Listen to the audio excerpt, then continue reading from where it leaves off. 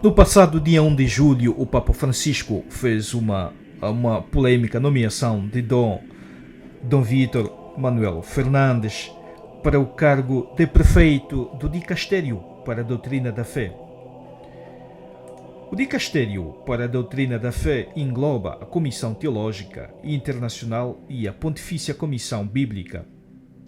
Suprema e Sacra Congregação da Inquisição Universal foi fundada pelo Papa Paulo III em 21 de julho de 1542, com o objetivo de defender a Igreja da heresia. É historicamente relacionada com a Inquisição. Até 1908, era denominada como Congregação da Romana e Universal Inquisição, quando passou a se chamar Suprema e Sacra Congregação do Santo Ofício. Em 7 de dezembro de 1965, após o Concílio Vaticano II, o órgão foi novamente reformado durante o pontificado de Paulo VI, sendo substituído pela organização atual. O Dicastério para a Doutrina da Fé está dividido em duas seções, a saber, uma para a doutrina e outra para a disciplina. Busca cuidar para que nada da doutrina se perca, de acordo com o artigo 69 da Constituição Apostólica sobre a Cúria Romana, Predicate Evangelium, promulgada pelo Papa Francisco em 19 de março de 2022, entrando em vigor em 5 de junho de 2022, ajuda o Romano Pontífice e os bispos a proclamar o Evangelho em todo o mundo, promovendo e protegendo a integridade da doutrina católica sobre a fé e a moral, valendo-se do depósito da fé e procurando também uma compreensão cada vez mais profunda dela diante de novas questões. Por que é que a nomeação de Dom Fernandes se torna polêmica? O Papa Francisco nomeou este que até então era o arcebispo de La Plata, na Argentina, e que tinham algum historial duvidoso sobre questões de doutrina, sobre questões, sobretudo da fé, doutrina, sobretudo. E este departamento do Vaticano, que era antigamente conhecido por Santo Ofício, é o departamento mais importante da Santa Sé, pois cuida do depósito da fé. Dom Fernandes agora ocupa o cargo que já foi ocupado pelo Papa São Pio V e mais famoso nos últimos tempos pelo Papa Bento XVI, Joseph Ratzinger. Foi uma nomeação que surpreendeu muita gente, já que o historial deste servo de Deus desperta muitas dúvidas, questões, sobretudo doutrinais. Ele dá primazia à pastoral, relegando a doutrina para o segundo plano. Por isso aqui muita gente está a contestar, há muitos comentários, podemos ver aí muitos comentários dizendo que o Papa Francisco está a cometer erros crassos, dizendo que o Papa Francisco quer afundar a Igreja. O arcebispo de La Plata era conhecido por ser um filho favorito do Papa Francisco e amplamente reputado como principal redator de alguns dos documentos mais importantes do Santo Padre, Evangelii Gaudium e Amoris Laetitia. No entanto, pensava-se que ele era uma figura apenas de bastidores, influente com certeza, mas não o tipo de figura que mereceria ampla estima como um prelado experiente ou teólogo talentoso. Claro, ele nunca será como Joseph Ratzinger. Joseph Ratzinger tem o nível que ele alcançou e que é dificilmente de se comparar. E ninguém, nem mesmo o cardeal Luís Ladaria, o prefeito cessante, ou seu antecessor, o cardeal Gerald Müller, ambos considerados teólogos de primeiro escalão. Nem mesmo estes chegam ao patamar de Bento XVI. Mas vamos entender mais um pouco. E quando o Papa São João Paulo II nomeou o cardeal Joseph Ratzinger em 1981, sua obra mais famosa foi Introdução ao Catecismo, ainda hoje impressa e universalmente considerada como um clássico teológico acessível. A obra mais conhecida deste arcebispo servo da Igreja, o seu livro, um livro mais conhecido, que está a despertar muitos comentários, é a arte de beijar. Então muita gente diz como é que um arcebispo que publica obras deste género, com conteúdos quase eróticos, vai dirigir um dicastério que tem como objetivo defender a fé. Certamente isso não pretendia ser uma obra teológica deste bispo. Estava mais visivelmente ausente da lista de publicações do Vaticano emitiu após sua nomeação. E Dom Fernandes tem mais de 300 livros e artigos publicados, muitos em revistas teológicas respeitáveis. Então, para ver que não é só esta obra que ele tinha, mas o que muita gente está a citar, muita gente está a procurar. Não quero aqui com isto canonizar Dom Fernandes, não quero. Caso ele tenha os seus erros, não quero ilibá-lo nem canonizá-lo, não é este o objetivo, mas quero fazer uma análise mais equilibrada, olhar para os dois lados. Certamente Dom Fernandes tem aspectos muitos positivos. Ele tem mais de 300 livros e artigos publicados, muitos em revistas teológicas respeitáveis, mas só se fala da obra, a arte de beijar. É claro que claro que deve ter alguns erros em confronto, tendo em conta a função que ele ocupa, não é compatível. Certamente eu não estou aqui a defender que é uma obra que merece palmas, é mais uma obra que talvez seria para coçar a cabeça, mas ainda assim há alguns aspectos que podemos explorar. Vamos entender mais um pouco. Ainda assim, este arcebispo Fernandes pode ser considerado como, talvez, para o Santo Padre, o Papa Francisco, é como um Ratzinger, pois sua nomeação surge em um momento de sinal, provocando fortes reações, um momento, sobretudo, em que se está neste processo sinodal, e desperta, por isso, muitas fortes reações. Em 1982, aqueles que elogiaram muito a introdução ao cristianismo de Ratzinger e seu papel na fundação, juntamente com Hans Urs van Balthasar e Henri de Lubac, a revista teológica Communio estavam exultantes. Mas havia muitos, apesar deste grande forte teológico, ainda assim havia muitos detratores que continuariam a denunciar Ratzinger nas décadas seguintes. Muitos tentaram combater Joseph Ratzinger. Então nós vamos comparar a arte de beijar com a arte de beijar de Dom Fernandes com o manual Introdução ao Cristianismo de Joseph Ratzinger, mas só para dizer aqui que mesmo até o que escreveu uma obra tão magnífica, ainda assim foi criticado. Da mesma forma, para aqueles que consideram a arte de beijar e o Amoris Laetitia como conquistas sinais ou júbilo de desfio da doutrina católica, ainda assim podemos ver que é possível esperar algo de bom neste servo de Deus. Há detratores também, e o arcebispo Fernandes se dirigiu a eles no Facebook após sua nomeação, chamando-os de grupos contrários a Francisco que estão enfurecidos.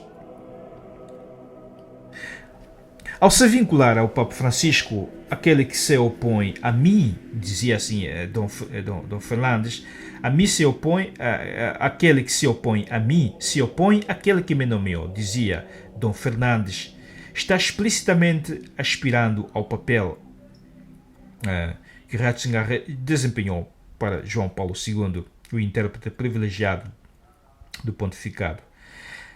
Assim como João Paulo II ficou feliz em ter seu ministério julgado por sua escolha de principal colaborador, também Dom Fernandes acha que sua nomeação cumpre o mesmo papel para o Papa Francisco. O aspecto mais importante da nomeação de Dom Fernandes é que o Santo Padre agora tem alguém em um cargo-chave que é inteiramente simpático à sua visão doutrinária e pastoral, cujo cerne é a oposição retórica dos dois, com o segundo tendo precedência sobre o primeiro. A realidade supera a ideia, escreveu o Papa Francisco em uma carta de nomeação em comum, o que significa que a pastoral supera a doutrina. E é ali onde muita gente fica perplexa, que a pastoral dar primazia, a pastoral sobre a doutrina. Devia ser mesmo o contrário. Dom Fernandes é, portanto, uma verdadeira novidade no escritório doutrinário do Vaticano.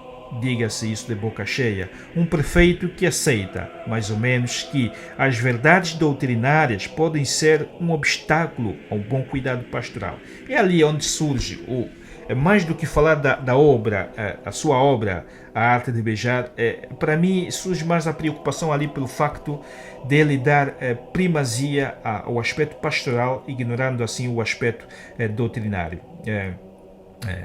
Pois, então, é um prefeito que aceita mais ou menos que as verdades doutrinárias podem ser um obstáculo a um bom cuidado pastoral. Isto é um grande perigo, caso se ele fosse a se orientar nesta linha. É possível que o arcebispo Fernandes, aos 60 anos, guie o ofício doutrinário por alguns anos ainda, talvez uns 15 anos, 20 anos, embora é claro que outro Papa não seja obrigado a manter os indicados do seu antecessor. Mas o Papa Francisco, no entanto, tem feito isso em grande parte, mantendo as nomeações de Bento XVI, como é o caso, por exemplo, de Marc Ouellet, por exemplo. É só para ver alguns, por exemplo, como é o caso do cardeal Sarah, ele pôde mantê-lo também até a sua resignação. Podemos ver aqui alguns aspectos ainda assim a considerar nesta nomeação de Dom Fernandes. Por exemplo, este arcebispo Fernandes marca um retorno ao favorecimento entre os antigos suspeitos. Quando era arcebispo de Buenos Aires, o Papa Francisco queria nomear o então padre Fernandes reitor da Universidade Católica da Argentina. A nomeação foi bloqueada pela Congregação para a Educação Católica, que tinha dúvidas sobre a ortodoxia de Dom Fernandes. Então aí mais um ponto de reflexão. Alguém que tinha sido negado para dirigir uma universidade por levantar dúvidas sobre a ortodoxia, sobre a sua ortodoxia no que diz respeito à doutrina. Um outro ponto a ser tido em consideração, a elevação de Dom Fernandes é semelhante ao que o Santo Padre fez em alguns lugares. Por exemplo, em Lima, no Peru, o Papa Francisco aceitou rapidamente a renúncia em janeiro de 2019 do cardeal Juan Luis Cipriani e o substituiu por um professor da Universidade Católica com o qual o cardeal Cipriani havia lutado no passado. Então, para ver, este é mais um caso controverso e ainda assim o Dom Fernandes, outro ponto a ser tido em consideração, o arcebispo Fernandes compartilha algo da propensão do Santo Padre para o tratamento abrupto. Pensemos, por exemplo, as demissões as demissões dos cardeais, a demissão do Papa, do cardeal Müller em 2017, do cardeal Angelo Beccio em 2020. Dom Fernandes foi nomeado bispo em maio de 2013, uma das primeiras nomeações do Papa Francisco. Permaneceu como reitor da Universidade Católica. Então, se há ali algum favoritismo, não é por ali que devemos olhar. Se há ali alguma coisa errada nele, talvez não devia ser ali. Devíamos ver, esperar que ele faça o seu trabalho como deve ser. Mas ainda assim temos um ponto mais a considerar. A nomeação de Dom Fernandes veio acompanhada de uma carta pessoal, na qual o Papa Francisco disse, mais ou menos, para deixar os aspectos disciplinares da doutrina, do dicastério para a doutrina da fé, especialmente em relação aos abusos sexuais, para outros. Então, não devia ser ele. Então, isto aqui isto pode soar positivo. Se for alguém que não consiga lidar bem com estes assuntos e deixar isso para outros dicastérios, então quer dizer que o Papa Francisco fez uma escolha sábia. Dom Fernandes certamente não será um Ratzinger. Ratzinger era o Ratzinger,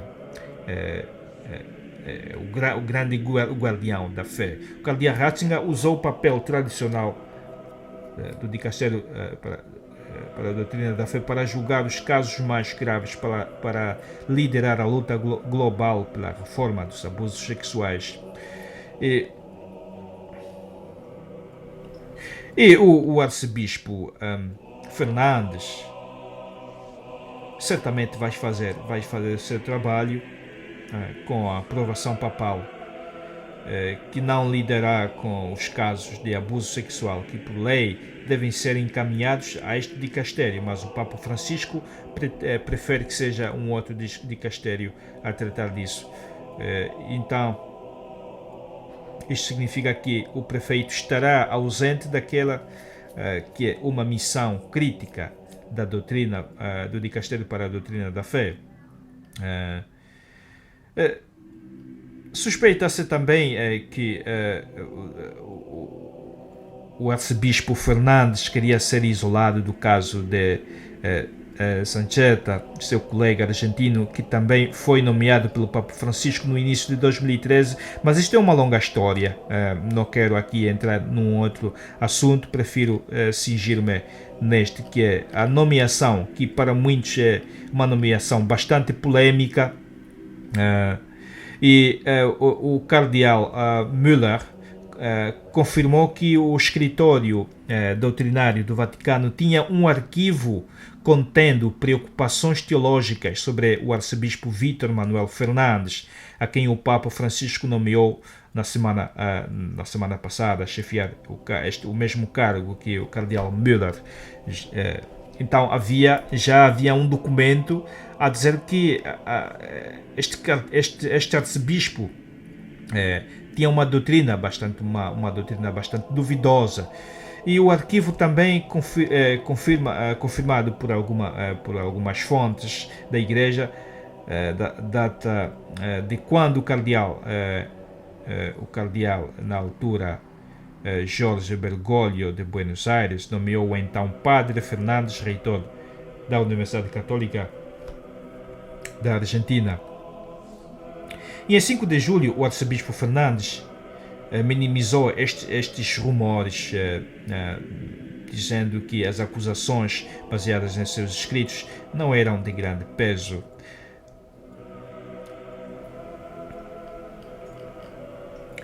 Apesar de tudo, foi Dom Fernandes o autor das passagens cruciais do capítulo 8 do documento de 2016 do Papa Francisco sobre o matrimônio Amoris Laetitia. Pelo menos a autoria de Fernandes foi amplamente divulgada, sem negação. A redação é muito próxima de sua própria prosa em certos pontos. Ele se entusiasmou publicamente, longamente com seu conteúdo.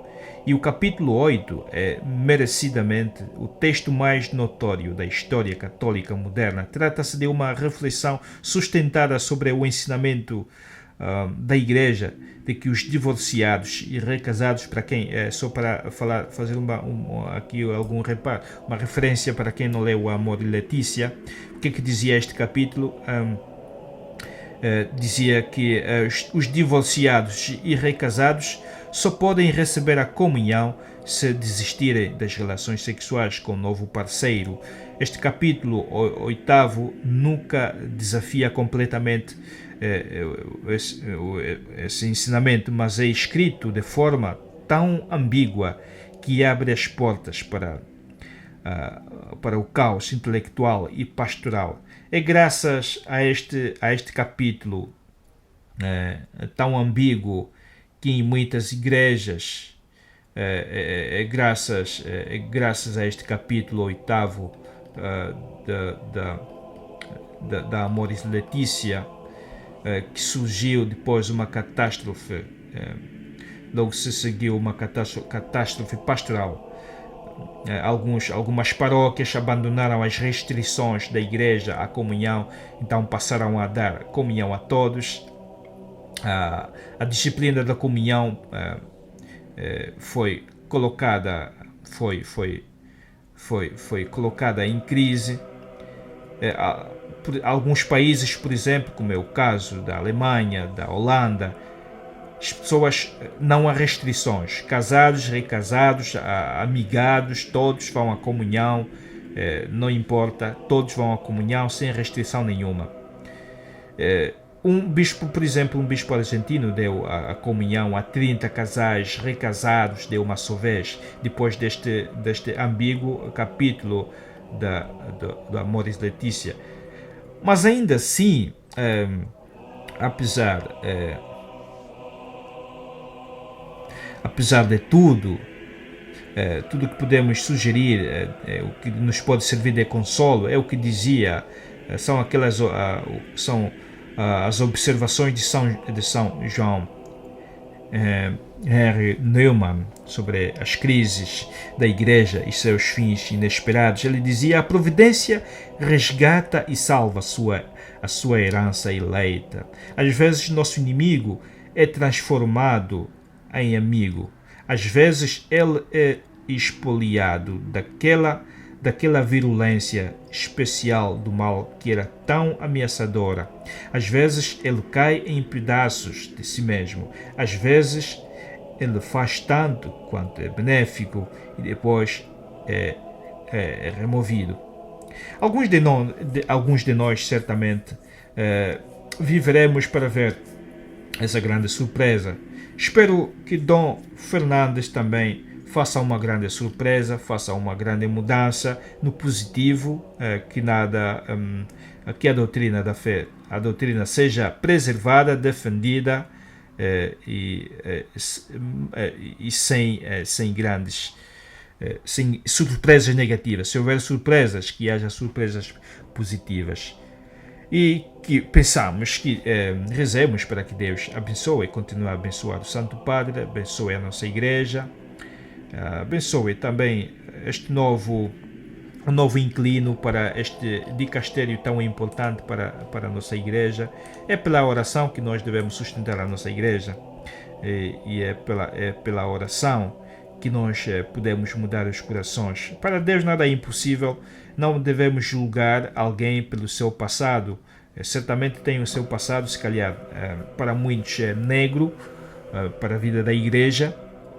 Mas Deus é aquele que dá sempre novas oportunidades. Para Deus, o homem nunca é uma causa perdida, como dizia o Papa Bento XVI. Para Deus, o homem nunca é uma causa perdida. Merece sempre uma segunda oportunidade. Mas ainda assim, apesar de tudo, há nele algumas qualidades. Claro, se ele dirigiu uma universidade, certamente deve haver algo de bom nele. E não estou aqui para julgar, apenas estou aqui para fazer uma análise mais equilibrada sobre a situação e dizer que a igreja continua, não é não é princípio de uma crise na igreja, como alguns estão a sustentar. Não haverá crise nenhuma, não haverá abalo nenhum. A doutrina será mantida, será respeitada e será preservada. E é o que eu acredito. É com esta certeza de fé, esta é também a minha esperança de que as coisas certamente vão continuar para um bom sentido, porque é o próprio Deus que guia a igreja e o Espírito Santo sempre guia, move as pessoas para a direção certa. Espero que tenham gostado deste conteúdo de hoje. Se vocês gostaram, certamente vão manifestar a vossa satisfação deixando um like e partilhando este conteúdo, porque eu ainda volto na próxima com um outro tema. Deus vos abençoe.